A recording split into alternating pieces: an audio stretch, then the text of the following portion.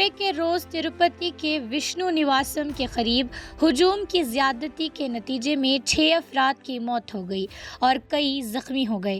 یہ واقعہ وینکٹ دوارا درشن ٹوکنز کی تقسیم کے دوران پیش آیا۔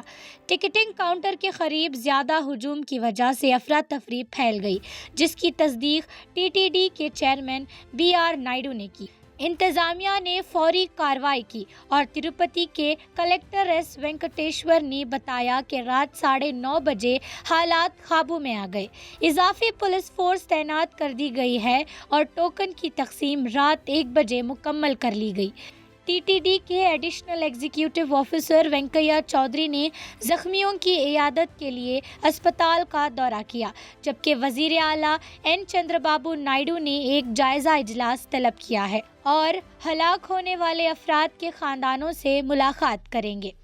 تمل ناڈو کے وزیر اعلیٰ ایم کے اسٹالن نے کہا کہ وہ قیمتی جانوں کے ضیاع پر غمگین ہیں، جن میں ایک متاثرہ تمل ناڈو کا بھی تھا، اور انہوں نے زخمیوں کی جلد صحت یابی کے لیے بھی نیک خواہشات اظہار کیے۔